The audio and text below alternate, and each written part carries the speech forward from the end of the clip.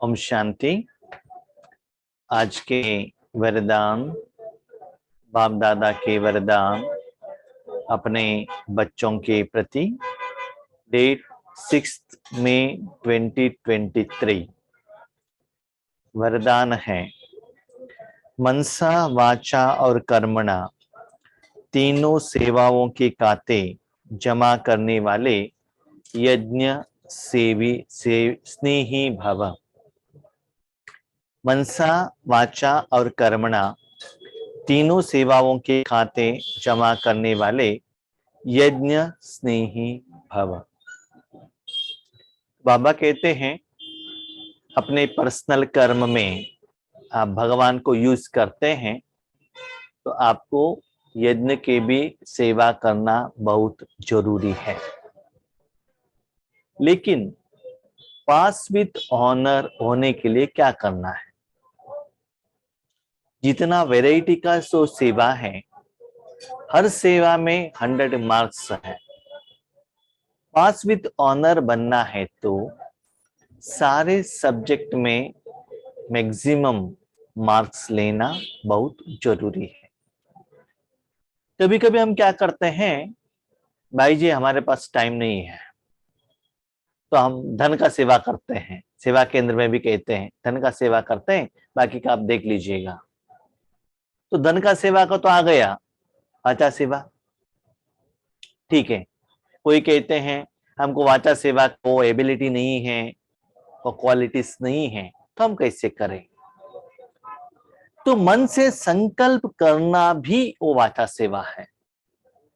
वाचा सेवा माना ऐसा नहीं सिर्फ मुख, शरीर के मुख से बात करें, माइक द्वारा बात करें, नहीं। किसी आत्मा के प्रति शुभ भावना रखना, शुभ कामना रखना, उनके बारे में पॉजिटिव सोचना, उनका कल्याण हो ऐसे संकल्प करना, ये भी वाचा सेवा है। और नेक्स्ट आता है कर्मणा सेवा। कर्मणा सेवा में हम क्या सोचते हैं कि सेवा केंद्र पर जाना है, वहां स्थूल सेवा करना है, टोली बनाना है, या भोजन परोसना है, झाड़ू लगाना है। ठीक है, आपके पास टाइम है तो वो कर सकते हैं। किसी किसी को एज होता है और किसी को वाचा सेवा में बाबा निमित्त बनाते हैं, तो वो कैसे कर्मणा सेवा करें? तो बाबा कहते हैं, जो संबंध संपर्क में जो आत्माएं हैं या बाबा के बच्चों को संबंध संपर्क में लेकर आना। भी समझ लीजिए कोई क्लास पर नहीं आ रहे, उससे फोन करके पूछना है क्यों नहीं आ रहे, क्या प्रॉब्लम है, क्या समस्या है, अटेंड हो जाइएगा। अब वो समस्या है तो हम सहयोग आपको देंगे। तो ऐसे आप सेवा करेंगे तो ये भी कर्मणा सेवा है। लेकिन बाबा ने एक बात कही, भले बच्चे आप वाचा सेवा कर रहे हो, उस समय में भी भगवान की शक्ति आपके द्वारा फ्लो होना चाहिए, अब भगवान के साथ कनेक्टेड रहना चाहिए। आपका मन भगवान के साथ कनेक्शन में, योग में रहना चाहिए। सिर्फ आपके पास जो अनुभव है या ज्ञान का स्टॉक है, सिर्फ वो लेकर आप ज्ञान सुनाएंगे, वो सेवा के खाते में नहीं आता है। भले मनसा हो, वाचा हो, कर्मणा हो, तन मन धन का सेवा हो, लेकिन बहुत बार हमने डिस्कशन किया है, सेवा माना वो कर्म बाबा करेगा, सिर्फ हम उनको साधन देंगे। तो भगवान वहां रहने का एहसास आपको होना चाहिए। माना साधन आपका है, कर्म वो कर रहा है। फॉर एग्जाम्पल, आपका शरीर है, इंजेक्शन डॉक्टर दे रहा है, ऑपरेशन डॉक्टर कर रहा है, मेडिसिन डॉक्टर दे रहा है, अपना व्हीकल है और कोई क्लीन कर रहा है। ऐसे आपके साधन द्वारा और कोई आत्मा, एक शक्ति कर्म कर रही है। कर्म कर रहे इसका मतलब उनका जो शक्ति है आपके कर्मेंद्रिय द्वारा फ्लो होने के कारण उस आत्मा में जो गुण है उसका अनुभव जरूर आप में होना चाहिए। तो ऐसे मनसा वाचा और कर्मणा तीनों सेवाओं के खाते में जमा करने वाले ही यज्ञ स्नेही बनते हैं। अभी मम्मा ने वाचा सेवा की, कर्मणा सेवा की, लेकिन धन लेकर नहीं आए। तो बाबा किसी मुरली में कहते हैं, भले आपने यज्ञ में धन नहीं दिया, स्थूल कमाई करके नहीं दिया, लेकिन और कोई आत्मा आपके कारण, आपकी सेवा के कारण, शुभ भावना के कारण, आपकी वाचा सेवा के कारण, आपके रिस्पेक्ट के कारण वो धन का सेवा यज्ञ में करते हैं, तो उसका भी एक पार्ट आपको मिल जाता है। एक बार मम्मा ने ही बाबा से पूछा, बाबा मैं तो धन लेकर नहीं आई, तो मेरा धन का खाता कैसे बढ़ेगा? तो बाबा ने कहा, बच्ची यज्ञ में जो वेस्ट होता है, जो स्थूल वेजिटेबल्स हो, ग्रोसरीज हो, पानी हो, इलेक्ट्रिसिटी हो, जो भी साधन वेस्ट में जा रहा है उसको बचाओ, वो अपने भाई बहनों को सिखाओ, यज्ञवत्स को सिखाओ, वो भी धन के अकाउंट में आ जाता है। आपको सेवा करने का मन है तो बाबा आपको वैरायटी साधन देते हैं और वैरायटी चॉइस भी देते हैं। आप ये नहीं कह सकते कि हम ये नहीं करेंगे, वो नहीं करेंगे, नहीं, करने का मन है तो रास्ता, वैरायटी बाबा आपको देते हैं। तो अभी बाबा कह रहे हैं पुरुषार्थ तो हो गया, बाबा को साथ में रखा, खुद भी खुशी में आ गए, अभी साधन द्वारा सेवा करने का समय। जैसे कि भोजन खुद खा लिया, पेट भर गया, अभी और किसी को देने के लिए निमित्त बनने का समय। और इसमें भी अपने को ऐसे सेट करके मत बैठिएगा, सिर्फ मैं वाचा सेवा ही करता हूं। कभी कभी हम देखते हैं, हम तो सीनियर हो गए ना, हम वाचा सेवा ही करेंगे, दूसरा कोई नहीं, कुछ नहीं करेंगे, ऐसा नहीं होता है। ज्ञान सुना रहे हो, यस। कभी हमने देखा है यज्ञ में किसी टीचर ने कहा, भाई जी ड्राइविंग करेंगे क्या? यस। ज्ञान सुन के आने के बाद तुरंत भोजन परोसने का है, यस, रेडी। तुरंत किसी ने कहा कि कुछ चाहिए, कुछ कहने का जरूरत नहीं, तुरंत मार्केट में गए, धन दिया, आइटम लेकर आ गए। तो जिस समय जिस सेवा का जरूरत हो, एवर रेडी होकर करने के लिए रेडी रहना चाहिए। उनको ही बाबा कहते हैं यज्ञ स्नेही, सारे वैरायटी का सेवा करने के लिए मन में कभी भी अभिमान न हो कि हम सीनियर बन गए हैं, हम ये सेवा नहीं करते हैं। जब आप वो सेवा नहीं करते हैं, याद रखिएगा, ड्रामा ही आपको ऐसा लेसन सिखाएगा।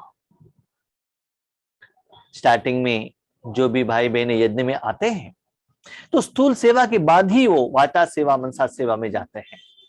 लेकिन एक लेवल ऐसे आ जाता है कि वो स्थूल सेवा करने के लिए रेडी नहीं रहते हैं, क्योंकि हम सीनियर हो गए हैं ना।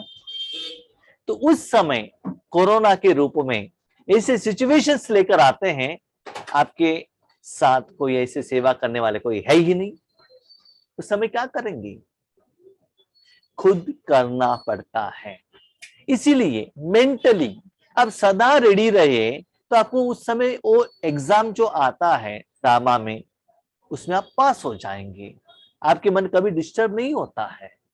इसलिए बाबा का कहने का भाव है, किसी भी वैरायटी का सेवा हो, मन से करो ना, प्यार से करो ना, खुशी से करो ना, अपने परिवार समझकर करो ना, यज्ञ स्नेही बनकर करो ना, तब सारे सेवा में आप 100% मार्क्स ले सकते हैं। बाप दादा के पास सभी बच्चों की सेवा के 3 प्रकार के खाते जमा है। सारे बच्चों का 3 प्रकार का खाता जमा है। अपने को चेक कीजिएगा, हर रोज आप कितना सेवा दे रहे हैं। तो मेरा अनुभव यह है कि जब आप मनसा सेवा में ज्यादा लगाएंगे, वाचा और तन ऑटोमेटिकली आएगा। क्यों? मनसा सेवा करना चाहिए तो तन चाहिए कि नहीं चाहिए? तन के बिना आप मनसा सेवा कर सकते हैं क्या? चाहिए ना। तो तन को मेंटेन करने के लिए धन चाहिए कि नहीं? अभी वाचा सेवा का बात आ गई। जब आप मनसा सेवा करते हो तो क्या संकल्प करते हैं कि बाबा विश्व कल्याण हो, ये भी वाचा सेवा है ना। वाचा सेवा माना ऐसा नहीं कि मुख से ज्ञान सुनाना, नहीं, आपके द्वारा भगवान की शक्ति तीनों लोकों तक जा रहा है। दिस इज ऑल्सो वाचा सेवा। मतलब आप संकल्प कर रहे हो अंतर मन से, अंतर मुख से आप संकल्प कर रहे हो, बुद्धि द्वारा विजन देख रहे हैं और अनुभव भी कर रहे हैं, लोगों को अनुभव भी करा रहे हैं। इसीलिए जो सेवा करते हैं उसमें तन मन धन सब ऐड हो तो तीनों का खाता जमा होगा। जो यज्ञ स्नेही है वह मनसा वाचा कर्मणा तन मन और धन तीनों सेवा में सदा सहयोगी बनते हैं। तो कितना सुंदर बात कही बाबा ने, सहयोगी। इसका मतलब सिर्फ आप उस साधन उनके हाथ में दे दिया तो सहयोगी किसको कहते हैं? अभी समझ लीजिए किसी के घर में प्रोग्राम है, प्रोग्राम उनके घर में है, भोजन वो बनाने वाले हैं, रसोई में वो है, क्या बनाना है कितना लोगों को बनाना है वो बनाने वाले डिसाइड करेंगे। आप वहां गए, पूछा हम कुछ आपको हेल्प करें, ठीक है आइएगा। वो कहते हैं ये कैबेज है ऐसे काट करके दे दो। सिर्फ काट करके देने का, कैबेज कहाँ से लाया, इससे आप क्या बनाते हो, कितना लोगों के लिए बनाते हो, ये आपका काम नहीं है। जैसे कहा वो करके दे दे, वो होने के बाद दूसरा। इसी बाबा कहते सेवा मेरा है, किसको कितना देना है मैं निर्णय करता हूं, कितना परसेंटेज में देना है कब देना है मैं डिसाइड करता हूं। लेकिन जब आप रेडी हो सेवा करने के लिए, भगवान के आगे रेडी हो जाओ, yes Baba now I am ready to make seva, ready हो जाओ, तो बाबा क्या करेगा, आपको यूज करेगा। जब चाहे मन जब चाहे तन कभी भी यूज कर सकता है। एक बार हम ज्ञान में नहीं आए थे, उस समय प्रोग्राम था, पब्लिक प्रोग्राम था, स्टेज प्रोग्राम चल रहा था, सन्यासी थे, जोनल हेड थे, पॉलिटिकल लीडर्स थे। हम तो सेंटर में जाकर सिर्फ मुरली सुनाते थे 4-5 लोगों के आगे। अलग अलग सेंटर से आत्माएं भी आकर बैठे हैं, पब्लिक है, रोड है, लोग बहुत सारे मिले हैं। हम सिर्फ एक भाई जो स्टेज सेक्रेटरी थे उनको पीछे हेल्प कर रहे थे, जो साधन चाहिए वो देने के लिए। सभी लोगों का भाषण कंप्लीट हो गया था तो एक पॉलिटिकल लीडर आने वाले थे। कभी कभी किसी बहुत सारे लोगों को है ना ब्रह्म कुमारी के बारे में मालूम नहीं रहता है, तुरंत आने के बाद उनको माइक देंगे तो वो क्या बताएंगे। तो वो भाई ने कहा सभी लोगों का भाषण हो गया है, मैं अभी अनाउंसमेंट करता हूं, आप अपना अनुभव बताइए।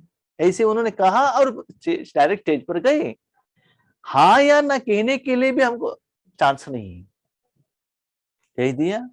कह दिया तो जाना पड़ता है। गए तो बाबा ने क्लास किया, दीपावली के बारे में था तो सच्चा दीपावली क्या है उसके बारे में बाबा ने क्लास किया। इसका मतलब आपको सदा हर कर्म के लिए एवर रेडी रहना चाहिए, मन से मुख से नहीं। नहीं हम दूसरा ड्रेस पहनकर आते हैं, नो। भले आपने अच्छा कपड़ा पहना है तो भी किसी भी कर्म करने के लिए रेडी रहना चाहिए, तो बाबा हमको टेस्टिंग देता है। तो सदा सारे वैरायटी कर्म करने के लिए मन से रेडी हो जाओ। इसके लिए अपने पुरुषार्थ की जिंदगी में सदा एवर रेडी रहना पड़ता है।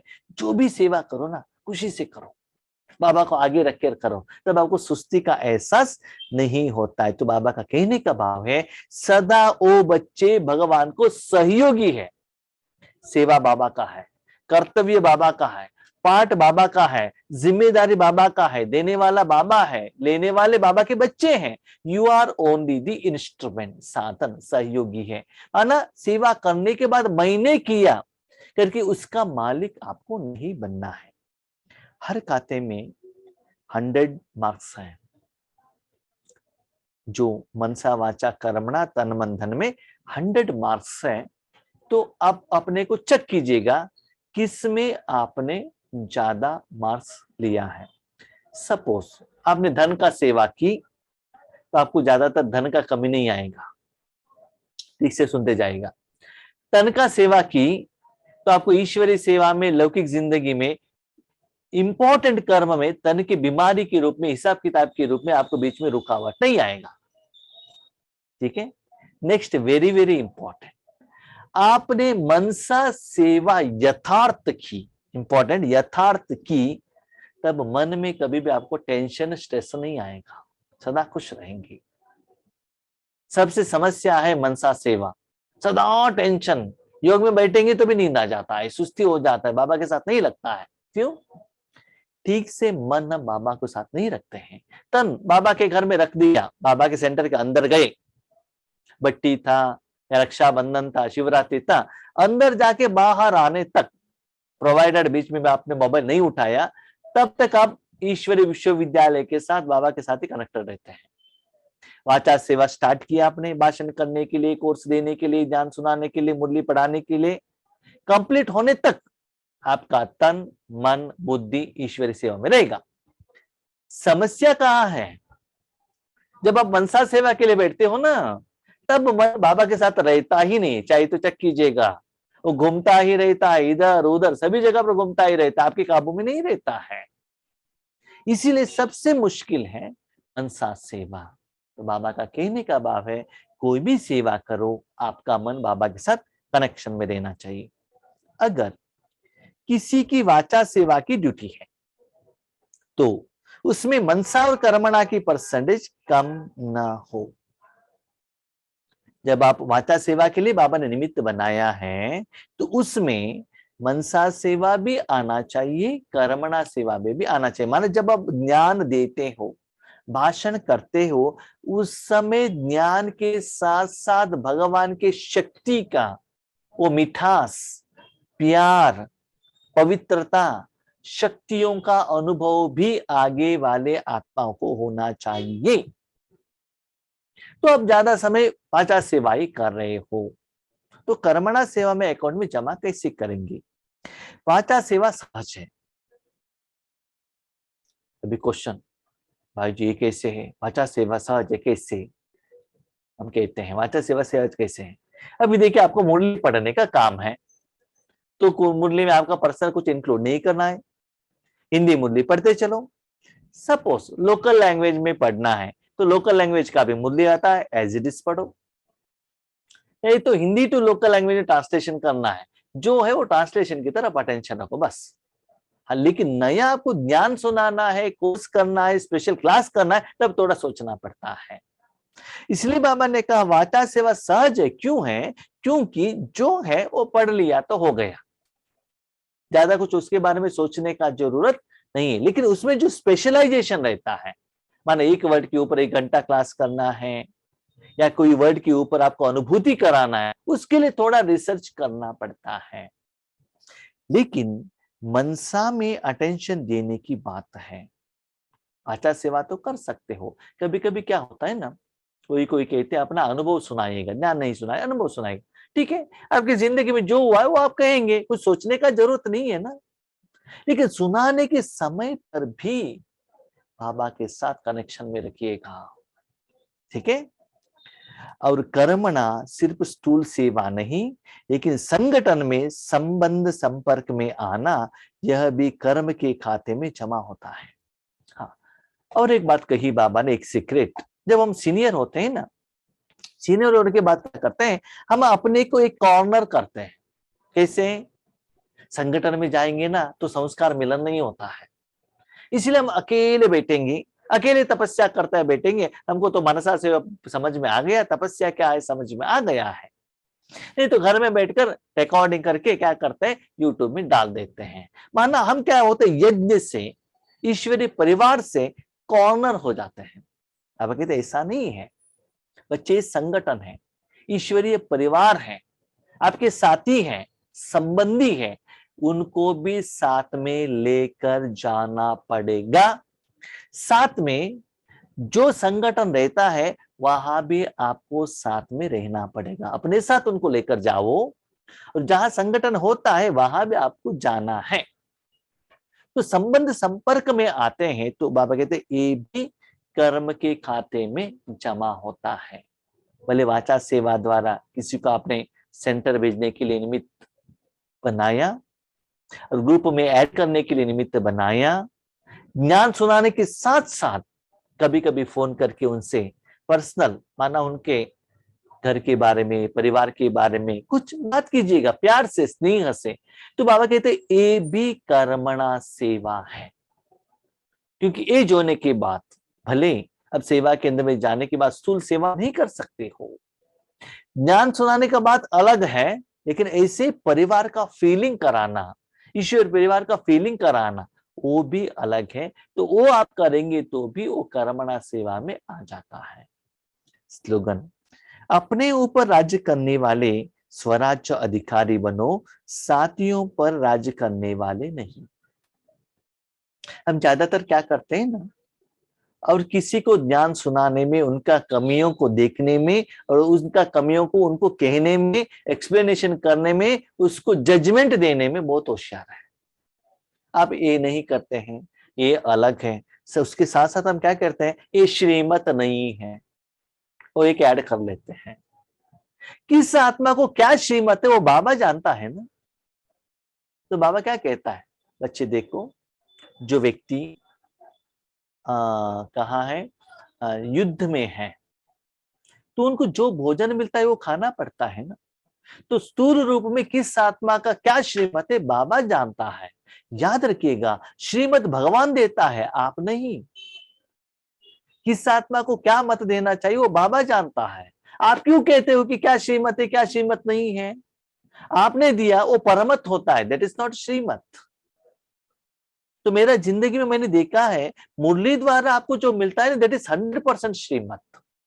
अब चाहिए तो देख लीजिएगा, अपने क्वेश्चन को आगे रखकर मुरली सुन लीजिएगा, उसमें आपका आंसर मिल जाएगा। रिसेंटली बाबा ने अवेक मुरली में भी कहा, लेकिन उसमें आपका आंसर कैसे निकालना है, वो आपको बुद्धि चाहिए, दिव्य बुद्धि चाहिए, क्लीन एंड क्लियर बुद्धि चाहिए, तब भी आपको वो आंसर मिल जाएगा। बहुत सारे आत्माएं कहते हैं, भाई जी आज का मुरली तो बहुत अच्छा था। क्यों? आज का मुरली हर वर्ड बाबा ने मेरे लिए ही कहा है।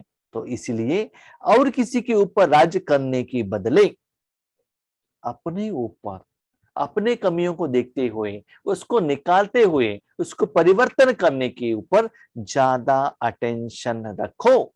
उनको ही कहते स्वराज्य अधिकारी। इवन याद रखिएगा, अपने शरीर के ऊपर भी राज्य मत कीजिएगा, वो भी पर है। शरीर के ऊपर राज्य माना क्या है, सुनिएगा। अभी समझ लीजिए आपका शरीर सपोर्ट नहीं कर रहा है, ठीक है, लेकिन आप सेवा योग कराने के लिए बैठे हैं, लेकिन आप शरीर को हिलाते नहीं हैं कि आपको दिखाना है कि मैं पावरफुल योगी हूं। तो शरीर में कहां भी दर्द कर रहा है, आप हठ योग के रूप में शरीर को प्रेशराइज कर रहे हो कि आप चुप बैठो चुप बैठो चुप बैठो। इसका मतलब क्या है, किसके ऊपर प्रहार कर रहे हो, शरीर के ऊपर है ना, उसके ऊपर राज्य कर रहे हो ना। इसको राज्य करते कहते हैं। तो राज्य किसके ऊपर करना है, अपने मनोबुद्धि संस्कार को ऐसे बाबा में प्यार में रखो, तो शरीर की तरफ अटेंशन ही नहीं रखे रहेगा। कैसे? सीरियल देखेंगे तो शरीर की तरफ अटेंशन रहेगा क्या? फिल्म देखते थे 3-3 घंटा, 3 घंटे के बाद खड़े होते थे तो क्या होता था, पाव ऐसे पकड़ जाता था, तब पता चलता था शरीर कहाँ है ना।